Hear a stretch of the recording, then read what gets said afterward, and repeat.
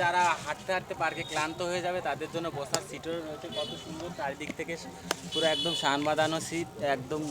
এই পার্কটা উদ্বোধনটা কবে হবে? 12ই জানুয়ারি। 12ই জানুয়ারি। কে থাকবেন এখানে উপস্থিত? বিভিন্ন মন্ত্রীমহল থেকে থাকবেন, গোসবাবলাকে নেতৃত্ব পর্যায়ে যারা আছে দায়িত্বে তারা থাকবে। আচ্ছা, এই সুন্দরবনের বুকে যে এত সুন্দর পার্কটা হয়েছে এটা তো সবারই তো খুবই আনন্দের বিষয়। সেটা আনন্দের বিষয়। মেন কারণটা কি এখানে, মানে পার্কটা উদ্দেশ্যের মেন কারণটা কি এখানে? মেন কারণ হচ্ছে এখানে সুন্দরবনের হচ্ছে অধ্যুষিত এলাকায়, এই এলাকায় কোনো জায়গায় পার্ক নেই, যার জন্যই এই জায়গাটায় আমাদের আমতলী অঞ্চলের প্রধান রঞ্জন কুমার মণ্ডল এটাকে বেছে নিয়েছেন এখানে একটা বিশেষ কিছু গড়ে তোলার জন্য। আচ্ছা, খুবই ভালো। বন্ধুরা দেখতেই পাচ্ছ যে পার্কটা এত সুন্দরভাবে গড়ে তোলা হয়েছে, আর এবং এর পরিকাঠামো এত সুন্দর, আর রক্ষণাবেক্ষণও করতে হয় কারণ কম খরচে এখানে চলে আসতে পারো।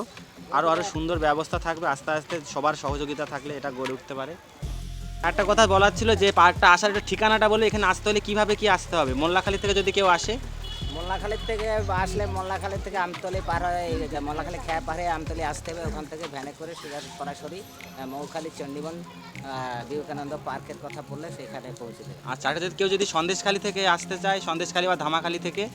সন্দেশখালী থেকে যারা আসবে তারা হচ্ছে ধামাখালী পেরিয়ে তুষখালীতে ওখানে ভ্যান আছে, সেই ভ্যানে বললে যে আমি মৌখালী চণ্ডীবন স্বামী বিবেকানন্দ পার্কে যাব, তারা সেখানে পৌঁছে দেবে।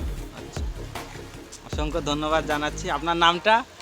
আমার নাম মন্টুলাল সর্দার।